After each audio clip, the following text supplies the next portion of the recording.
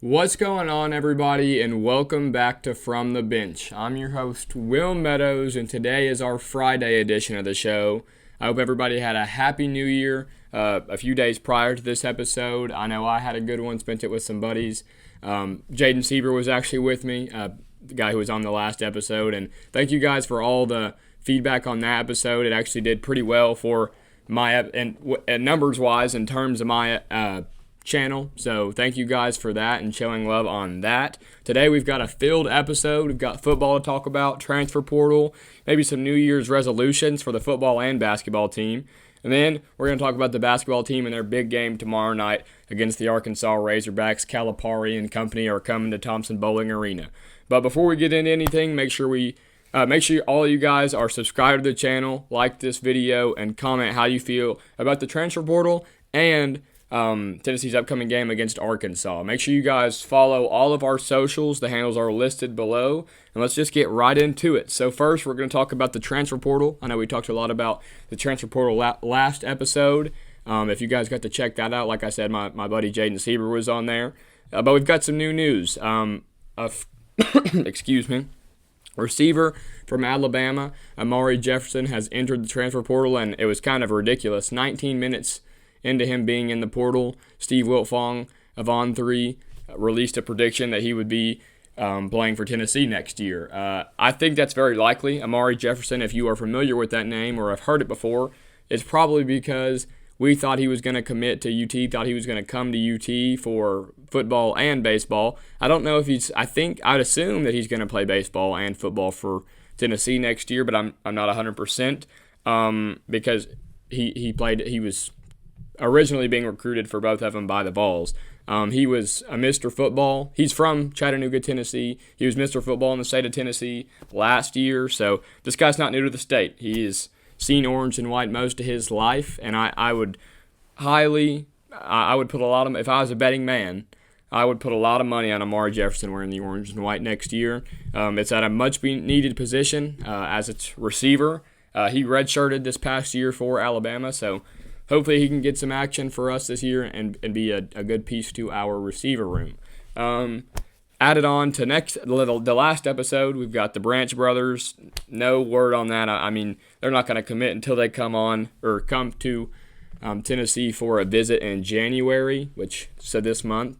I like where we're at. It sounds like nothing has gotten worse, which is always good news. And then Mike Matthews, you just gotta hope, man. You gotta hope. Me personally, if I had to guess, I don't think he's coming back. If it's taken this long, I don't think he's gonna come back, which is very unfortunate. But I'm still gonna have hope because you guys know how I feel about Mike Matthews and how much I love Mike Matthews as a player. So I hope we do bring him back. But yeah, the transfer portal is still crazy. There's just gonna be more players and more players entering the portal. Has more teams get eliminated from the playoffs. One guy, could be a shot in the dark, and I could sound stupid right here. One guy that I would like you guys to keep an eye out on, as ridiculous as it sounds because they're the hottest team in college football right now, is Carnell Tate, receiver at Ohio State. I wouldn't leave Ohio State if I were him, but just throwing that thought out there, maybe he's unhappy with his situation. Maybe he wants to be the number one guy because he's very capable of doing that. If you remember the name Carnell Tate, he was thought to be all Vol, all the way. We've talked about him a few times on this show. He was a 5-star, thought to be a Tennessee commit. Then he ended up just last minute going to Ohio State. We were right there in the running for him, and he ended up going to Ohio State. And you may be thinking, why would he come after they just gave us the belt? Again, I wouldn't do it if I were him, but maybe he just sees Jeremiah Smith being that guy, which Jeremiah Smith is. He's the best receiver in the country as a freshman, and he wants to be the number one guy somewhere. So maybe that. Obviously, he's not going to leave until Ohio State's done playing, and maybe he doesn't leave. It wouldn't surprise me. That's just food for thought. Speaking of the playoffs, I don't know if you guys watched the game last night. I did. Georgia, the SEC has been very underwhelming this postseason, which is not very good for SEC teams, just as the rest of the country doesn't care for the SEC because we like to make it known that the SEC is the SEC. Well, that's a lot of SECs that I just said. But Georgia loses to Notre Dame, and some people are going to say if Georgia has Carson Beck, that game's not close, or that they win that game. Me personally, I don't think so. I think Gunnar Stockton played fine. Georgia gifted Notre Dame 2 touchdowns, a kickoff return and a fumble right at the 15-yard line or so at the end of the first half. So you're not going to beat very many teams like that. Gunnar Stockton was putting balls in the money. I mean, there was probably, 2 or 3 really bad drops in that game, key drops in that game, one of them being a huge explosive play that Dylan Bell dropped. So, I mean, it's not like Carson Beck could have put that ball more on the money than Gunnar Stockton did because it was a perfect throw, just a bad drop by the receiver. And if you guys remember, when I made my playoff predictions, I did predict Notre Dame losing to Georgia, or Notre Dame beating Georgia for that reason. Their receivers struggle with drops. I know Notre Dame's defense is real. That it is a very, very, probably the best defense in college football, in my opinion. I also tried to pick Arizona State to beat Texas. I was close. If you watched that game, it was a thriller in double overtime. Cam Scatterbo was just unreal for Arizona State in the second half, really fourth quarter and overtime, but Texas ended up winning that game. So it's going to be Texas versus Ohio State in the Cotton Bowl, and then it's going to be, I think it's the Peach Bowl. I could be wrong. Orange Bowl, Penn State, and Notre Dame. So 5, 6, 7, and 8 are the final 4 seeds left in the playoffs, which is just kind of unreal to me. So that's enough talk about the transfer portal and the college football playoffs. With it being the new year, obviously we didn't have a show on New Year's. You guys are seeing this on January 3rd. Happy birthday to my Nana, by the way. I know Jer watches all these episodes, but if you're watching, happy birthday, Nana. I think it's your 76th birthday. We had dinner or lunch yesterday. We're going to have lunch today to celebrate. So happy birthday, Nana. I needed to add that on there. Maybe get some brownie points with Nana. But we're going to start our New Year's resolutions for the Vols, for football and for basketball. For football, kind of correlates to what we just talked about. It's early in the year, but bring in one of Zachariah Branch and Mike Matthews. I think that's a big get for the Vols. We need one more really good receiver, in my opinion, and both of those guys are that. So hope to get one of them, and if you get Zachariah Branch, you get his brother Zion Branch, which he will play for us as well. So, hopefully that is the case for us, and we can pull off one of those. We're going to have 3 for each, by the way. For the second one, we're just going to have open up the offense. I know everybody's been like, where's the offense that we had when Hendon Hooker was here? Obviously, it's not the same. We've all seen that. Players aren't the same. Offensive coordinators aren't the same. Play callers, yada, yada, yada. But, maybe just open it up a little more than it was this year. And that also goes along with receivers getting more open than they were this year. So that's a little New Year's resolution, in my opinion, for the Vols going into 2025. And the third one is I want one good win on the road. We have struggled to have that signature win on the road. Josh Heupel can't get the monkey off his back. We talked about that with Eric when it was Ohio State. I talk about it all the time. But he can't get the monkey off of his back of winning on the road. A real hard game on the road, one that matters. And he's got 2 next year that are really big games on the road. He's going to be at Alabama, and he's going to be at Florida in the swamp late in the year. So hopefully he can pull out one of those. That's a New Year's resolution for Big Josh Heupel. Just being able to get one on the road because he's yet to win a big game on the road. This is going to be our transition over to basketball.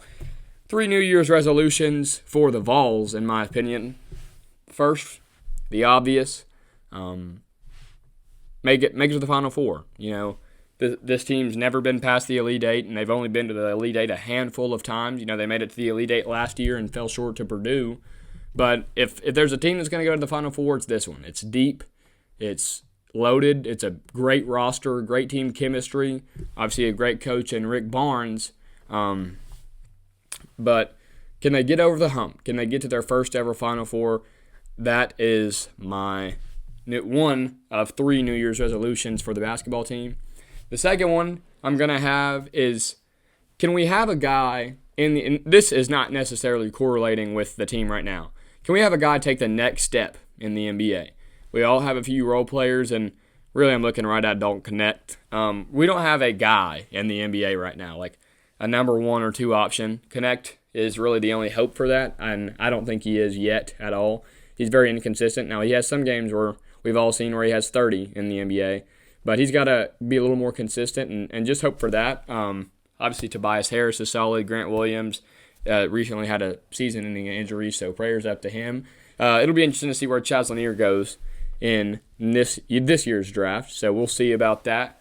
And then the other one, as kind of made ridiculous as this might sound, try and beat Auburn and win one of the Kentucky games. That's just mine. At Auburn is going to be very hard. That very well could be a 1 versus 2 matchup. If one of us doesn't lose earlier in SEC play, that's going to be a tough one to do. And then just win one of at home or at Rupp. We usually do split with Kentucky. But Kentucky's a solid team this year. I'd consider that our biggest rival in basketball. So just win 2 out of those 3 games. I feel like that's a pretty reasonable and a very good goal for this basketball team. The SEC is loaded this year, which we've talked about a ton, and we're going to get ready to talk about with our matchup preview against Arkansas. But it's going to be tough sledding in the SEC this year. A lot of good teams like we've talked about, and the Vols just have to be ready. It starts this Saturday. Before this last episode, we talked about Tennessee playing Norfolk State. I actually went to the game, and was it the prettiest? No. Norfolk State's normally a pretty good team. Norfolk State is in the tournament quite often, at least in recent years. That's a solid team. They have a couple pretty good players. Chaz Lanier had about 24 points. Started off the game really hot and ended up kind of cooling down in the second half. Didn't have his best night shooting, but they got it done. It was sloppy, not sloppy, but people just thought we were going to go kill Norfolk State, and you can't win every game by 30, but you got the win, and that's all that matters. And you're 13-0 going into the SEC play. Now, tomorrow at 1 o'clock in the old Thompson Bowling Arena, Food City Center, whatever you want to call it, Calipari and company rolls into town, and you got the Vols versus the newly led Razorbacks. Have a great 1-2 punch in Aduthiero and Boogie Fland. As you guys probably know, Calipari basically just brought Kentucky over with their recruits and best players and everything under the sun. They're ranked 23rd in the country. This is going to be a very good team. Like I just said, this 1-2 punch of Aduthiero and Boogie Fland can be tough. Aduthiero is one of the best athletes I've seen in college basketball this year. You guys, if you aren't familiar with him, you'll probably remember him when you see him because you watched him play when we played Kentucky last year. But this year he's the number 1 option. Last year there's Rob Dillingham, Reed Shepherd and company. This year he's the guy for the Arkansas Razorbacks, and he's flourished. He's averaging 18 points a game and 6 rebounds, and his partner Boogie Fland is averaging 15.8 points a game and 6 assists. So these guys are really getting it done for the Razorbacks. And John L. Davis, their 3rd leading scorer, transfer from FAU, is a game-time decision. And we have a game-time decision of our own. Jemai Meshack is a game-time decision with a finger injury. So hopefully he'll be able to play because, like I just said, with Boogie Fland and Aduthiero being scoring threats, we all know how good of a defender Jemai Meshack really is. If you're interested in watching this game, which if you're interested in from the bench, I'd assume that you're interested of Tennessee basketball taking on the Arkansas Razorbacks. This game will be on ESPN tomorrow. Like I said, 1 o'clock. Should be it's the biggest game to date for the Vols this year. Can move to 14-0 and still be the number 1 team in the country. As of this recording, I don't know if you know, but I record it the day before. So this is going to come out on a Friday. I record this late Thursday night. Illinois is beating Oregon, which only makes our resume look better as we beat Illinois, and Oregon's the 9th-ranked team in the country right now. So go Illinois, the Fighting Illini. I hope they pull that one out and just make our resume look stronger because right now a lot of the talk around the country is that we haven't played anybody and we haven't beaten a real team.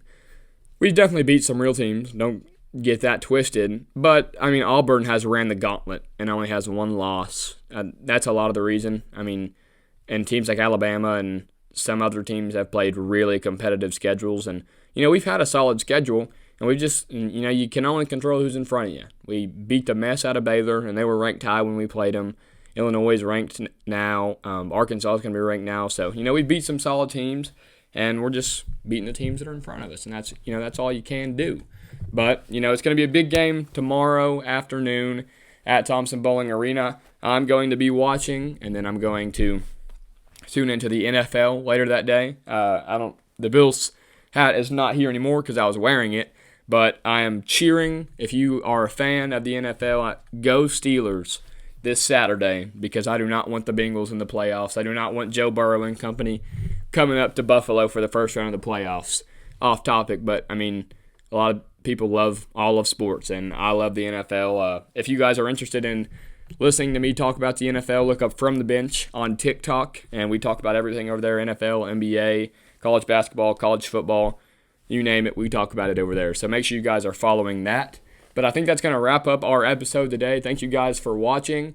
I hope everybody, like I said, had a happy new year, and make sure you guys like this video. Make sure you subscribe to the channel and leave a comment. I want to hear some score predictions. I don't give a score prediction on basketball games because, it could be 50 to 55, but it could also be 90 to 95. So I think we're going to win. That's my prediction. I'm going to say that a lot this year because I think we're the second or third best team in the country. But leave your predictions for the game in the comments below, and thank you guys for watching, and go Vols.